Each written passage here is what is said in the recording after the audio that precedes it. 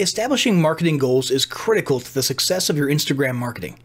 Countless entrepreneurs and businesses have set up an Instagram presence, made a few posts, and then let it sit untouched for months or even years. This is usually due to a lack or absence of goals.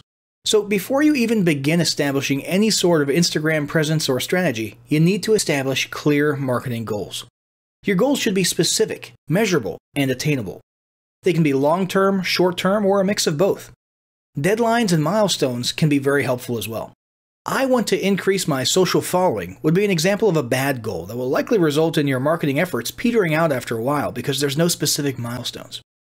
I want to gain 1,000 likes by Christmas is an example of a good goal. It's specific, measurable, and certainly attainable.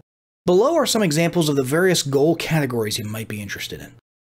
First up, traffic to website, meaning sales, leads, or content. Probably one of the most popular goals of Instagram marketing is to funnel your Instagram traffic back to your own web properties. After all, most businesses don't do business on Instagram per se. You're leveraging Instagram to obtain traffic and convert that Instagram traffic into brand followers, leads, prospects, and customers. So maybe your goal is to get people to a landing page with a free offer where they can subscribe to your list and become a lead. Maybe they're being sent to a sales page or an e-commerce store. Maybe you just want to do some content marketing and send them to your blog. Whatever the case, the end goal for a lot of businesses will likely be bringing Instagram traffic away from Instagram and over to their own web properties. Next up, social following, also known as Instagram as autoresponder. In this goal category, your aim is to build a large number of followers. The reason we also refer to this as Instagram as autoresponder is because the main sought-after benefit here is to increase the number of people who will see your posts in their feeds. In this sense, your Instagram posts become similar to sending out an email broadcast via your autoresponder. If you grow a large enough community, this can be very beneficial, and if your content is engaging enough to get a lot of traction in the form of likes, comments, and shares, you can significantly increase the range of your organic reach into people's feeds. Next up, passive presence. Some businesses might have a purely passive goal. Simply being present and discoverable inside of Instagram is a benefit that has a wider appeal and greater utility than you may think. In many cases, a company's Instagram presence might supersede or at least augment what was once the role of a blog, assuming most of your content can be conveyed in the form of images or attached to images. When people come across this content of yours and look at your account, they can see some basic info about your brand or business and get some traffic to your website.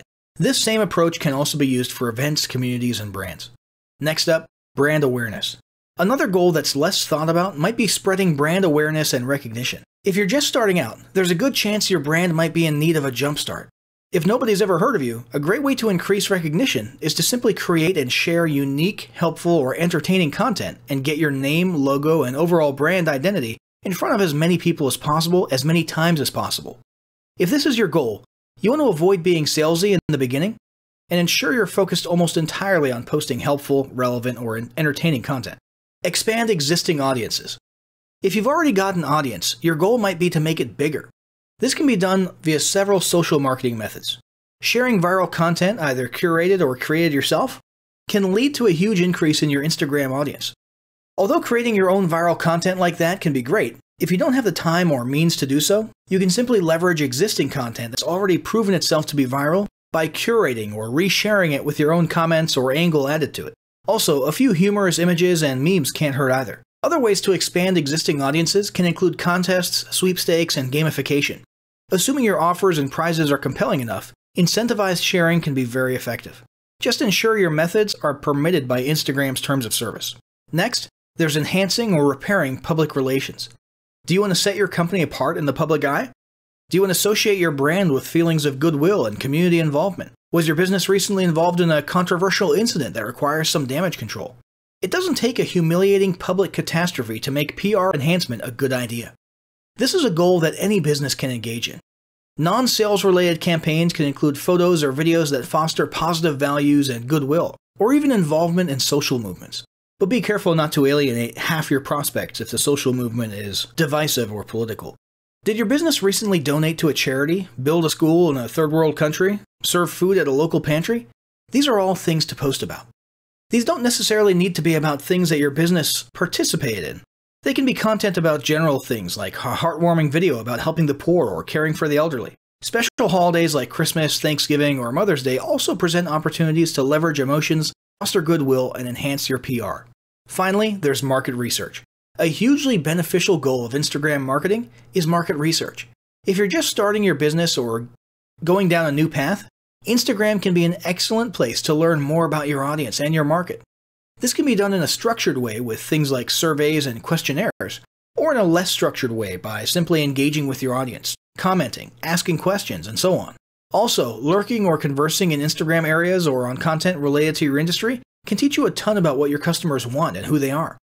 Beyond that, you can monitor your competitors' accounts and posts to see what their customers like and what they're complaining about, so you can adjust your business accordingly.